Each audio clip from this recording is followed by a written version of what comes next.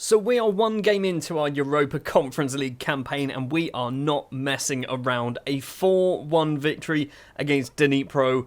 It means we are top of our group after one game. We're going to play Feher, I don't know how to say their name, and Sassuolo in this episode. Before we get to that though, we've done a bit more transfer business. Genuinely, end of last episode, forgot the window was still open, so we've done some more business. A couple of players have left the club, one on a loan deal. Junior Diamande has already played 3 games for us so far this season, but basically we have Bolla now who has returned from a loan spell, or returned to a loan spell from Wolves, whatever. He's back at the club. We've also got Alan Aragoni, who was out injured for the first few matches of the season, which is why Diamande played. He has gone out on loan to Schaffhausen, who I think are in the second tier. A slightly bigger and potentially mistake is Emir Lenjani. The Albanian has left the club and I've sold him because he's old. I know, it's a bit harsh. He's now 33 years of age. He's moved back to his native Albania for £40,000 and 500 pence. That's not how numbers work. For £40,500. That's how it is. That's how much he's gone there for. It's irrelevant, really. He's left the club. And we brought in one player on loan, which will eventually become a permanent deal. It is Nice Hefty, signed from FC Thun, and he has come in until the end of the season, but it will be becoming a permanent deal. And he's not going to play a lot. He's basically been brought in to be a backup because he's Swiss. We don't have a lot of Swiss players, so we kind of needed to get somebody in. He's not very good, fully aware of that, but he's not going to play much either. In other news, we are also still top of the Swiss Super League, 1 point ahead of Basel, although we have now lost a game this season, which was against Basel. If we won that, we would be a long, long way clear at the top of the table. Into the first match of the episode then, against Feher, maybe? That's what I'm going to go with. We're away from home and we are currently top of the group. This should be the easier of the 2 fixtures in today's episode, and within 3 minutes and 20 seconds we're 1-0 down. Let's hope that that goal was more of luck than anything else. It wasn't really planned. It means we drop down from top of the group to 3rd in the table as well. I assume it goes on games against, I guess? Schmid with a throw for us. It is Emre Moore on the left-hand side playing a rare game for us at the moment. Schmid crosses it in. Kai Sipot is there. He heads over the bar. We are approaching the latter stages of the first half and we are not looking very good at all. And if I'm perfectly honest, it's not looking good from any perspective for, let's say, a YouTube video entertainment value. We've had 2 highlights and one of them's resulted in a goal for them and one of them has resulted in a headed effort over the bar for us. I've given them a bit of a shouting at half-time. We're going to do no changes to see whether that fires anybody up. We're having the chances, we're just not doing anything from them. It's going to be one of those days, isn't it? Emre Moore is coming off because he's having an absolute shocker on a 6.2. The problem with Emre Moore, I think he's got potential, even though he's 25 now. I think there's something there. He could become a much better footballer, but he has poor consistency. I probably should have known that. We are going to do Han coming on. Do we do any other changes? At the moment, I'm tempted for Pusic, but possibly putting Han on might suddenly get Pusic into the game a bit more. Let's do Herc for nobody. Good job. We'll do that. And Hefty can come on. And I think this might be his debut. We've also got a highlight, and I'm not sure whether this is related to the subs or something might actually happen. Sene's got the ball in the area. Sene's effort is saved by Kovacic. The subs have taken place and we're going to see the corner. Hamza Rafia takes it towards the front post. Not the best corner. It's gone off for a throw. That wasn't really a highlight at all. 70 minutes now on the clock. We've got the ball away actually. I thought this was going to be a Feher chance. Instead, we're coming forward with Hamza Rafia, the former Juventus under-23 player. Hefty on his debut across to Romagna. Forward to Han, the substitute. He's got Pusic on the right-hand side, plays it through to Kai Sipot, instead takes a few touches. Back to Pusic, he's gone for a curling effort, and oh my word, Petar Pusic has just scored an absolute cracking goal. It's 1-1. Is there a second goal in this for us? Because if there is, that would be marvellous. And what did I tell you? Maybe putting Han on is going to make Petar Pusic a much better player in this second half, and he's managed to score a goal. Not much else has happened, but he scored a goal. We're going to do our final change. Is it going to be Aragoni for Bolla? Do we do Saponjic? I don't really know what to do here. I'm looking at the defenders. I think we're going to do Romagna for Ribeiro, which realistically, in the grand scheme of things, doesn't mean a lot. It's not really an attacking change. And much like earlier, we've got a highlight because we're doing subs, potentially. Raffia to Sene on that left-hand side.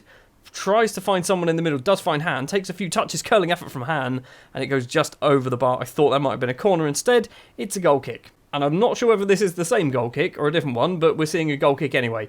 Petar Pusic has the ball from Ribeiro. Through ball, finds the North Korean Han. He's got 3 off to his left-hand side, goes to the right instead. Pusic, edge of the area, goes for another curling effort. Sene's there at the back post. If that counts, we deserve this. We deserve a win, but we have certainly made it hard for ourselves. It is 2-1. We have been the much better side on paper. Performance-wise in the first half, we were absolutely garbage, but it doesn't matter. At the end of the day, we have picked up the 3 points. We are 6 points in, almost approaching the halfway point in our Europa Conference League group stage. We're going to go forward to play Sassuolo next. I think we've got a league game as well in a minute. We do have a league game up against 6th place Winterthur. We have dropped down to 2nd place. Luzerne move ahead of us, but we should beat Winterthur and go back to the top of the table. And we won the game as well with a very, very rotated side. And when I say rotated side, we literally played 2 players who played in the previous match against Faherva. Now, back to the top of the table and off to Italy. I assume we're away from home. We're probably at home, aren't we? We are over in Italy then, so it is an away game. And it is Sassuolo, who I think are going to be the toughest team in our group, although we certainly made the Faherva game look like a bit of a difficult match as well. We are going for as strong a team as we possibly can, so we're back to full strength. Ethan Galbraith is making his first appearance on camera, I think. Pusic's cross comes in. Thomas Ribeiro is there. He heads just over the bar. We've got some injury worries as well. We are missing Nasberg. He's out injured. He's actually missed the last couple of games as well. We are also missing Sipot, our record signing. But it's fine. We've got Han. Han knows what to do with the ball at his feet. It is going to be Schmid with the ball.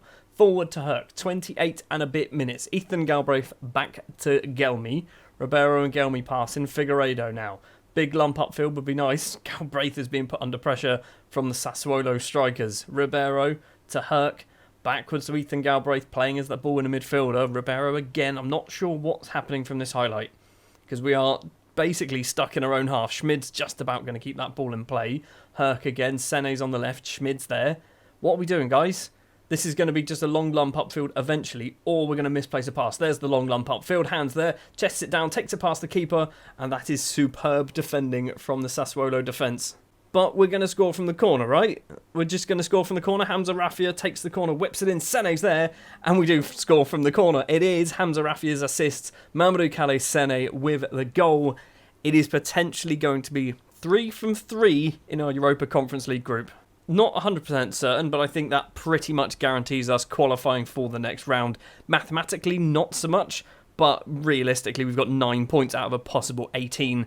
We're most of the way there. It's a free kick from Filip Juricic. Obiang's there. It's a great save, I think, from Gelmi. Might have actually hit the post. It's going to be a corner. We are over the 46 minutes. Filip Juricic takes the corner towards Zinho van Heusden at the front post. It's gone off for another corner. We're almost a minute over the injury time allotment for the first half. Figueiredo heads the ball clear. Berardi's going to collect it for Sassuolo, but the full time or half time whistle even should go, and it does, and it is 1-0. Not the most exciting game of football, but we've got that goal to our name, which means we are currently sat 9 points out of a possible 9 in the group. No changes at the break, and we are almost instantly into a Sassuolo highlight. Haraslin on the left-hand side. Obiang, a bit of space curling effort underneath Gelmi. And Pedro Obiang makes it 1-1. I mean, I did say that this was going to be the hardest game. And I think Sassuolo have just decided to turn up. Figueiredo with a free kick, almost on the hour mark. Han, ball forward towards the goal scorer. It's nowhere near him. Toljan back to the goalkeeper. It's kicked upfield. Filip Juricic controls it. Left-hand side is Referral. He's going to go for goal. He does, and Ludovico Gelmi holds on to that one. And somehow held onto the ball with just one hand as he got up. Right, Pusic, you were great in the last match, but you've been awful in this one, so you're coming off. Big TC is going to be coming on. Do we do Schmid for Hefty as well? I think we probably do, because Schmid is having a bit of a shocker. And Saponjic is going to come on as well for Han. All of our subs on 64 minutes. Is that a risk? Yes, it is. It looks like Sassuolo have a free kick. They do, in a very good position. Elsewhere, Dnipro were 3-0 up as well, away from home. Juricic's effort goes just wide of Gelmi's post. Still 1-1. On paper, I'll take this. away from home, a point against the best team in the group. That would be a very good result. Corbono to Galbraith, back to Figueiredo. We're going the wrong way, guys. Saponjic playing very deep. Why is he deep? Why is he so far back? It's not where we want him to be. Also, why has it gone all the way back to our goalkeeper? It's a big kick upfield. Sene's going to chest it down. Needs some support. Big T sees some of it. Back to Hamza Rafia. Needs someone else. Corbono's collected. 2 in the middle. Maybe 4 in the middle, actually. Aragoni to Galbraith. We're going backwards, guys. Galbraith to Herc. We're going the wrong way. This is a worrying highlight. We're just going to lose it, potentially. Saponjic to Herc to Sene. Loads of space for Hefty on the left-hand side. I bet he wasn't expecting to be playing Europa Conference League football. Sene in the penalty area. Crosses in. TC's at the back post and Corbono heads over the bar. It was easier to score. Into the dying minutes of the game, and we've got another highlight, and it is Sassuolo with the ball. Van Houston's going for a run. If we can nick it, the counter-attack could be on. Figueiredo to Ribeiro. Gelmi, big kick upfield. Maybe it is going our way. Sene to Saponjic. In on goal. He has to score. He doesn't score. How have we not scored there? How have we not won this game? Rafia with the corner. Are we going to see another Sene goal from the front post? It's towards Galbraith. He's not going to get there because I'm pretty sure he's about 5'7". Rafia, edge of the area. We haven't seen much of Rafia. Herc goes for goal. He's rattled the bar. It's not our day, guys. It is just not our day. That was the chance. We've got an XG of 1.44, 1.54. The full-time whistle is about to go. It does go. A 1-1 draw in Italy. I'll take it, but we have done enough there, and we should have won that game. We just missed. I say missed. We didn't really miss. Their goalkeeper, he didn't even play well. We just had some shocking chances, apparently. We should have won that game. Then again, Defrel and Berardi were awful as well for Sassuolo. I think both teams were garbage in that. Well, at the halfway point of the Europa League 2 group, the Europa Conference League group, we are sat top, but only just. It is a very, very close group for Herva. Bottom of the pile, completely out of it at this point, but Sassuolo on 4, Dnipro on 6, we are sat there on 7. Because this is a building a nation save, I want to take a look at the coefficients, because we have done pretty good. We are going to lose a 6.5 at the end of the season. That is a big, big number. However, we are going to replace it with something mildly bigger. A 6.75. We've still got 3 games left to play. I don't know how well St. Gallen have been doing. Not terribly. They are second in the group. 1 win, 1 draw and 1 defeat. They lose to Nice. I assume they draw with Cluj. And I assume they beat Dynamo Tbilisi. Yes, they do. There you go. So, I mean, that's good. That is very good to see.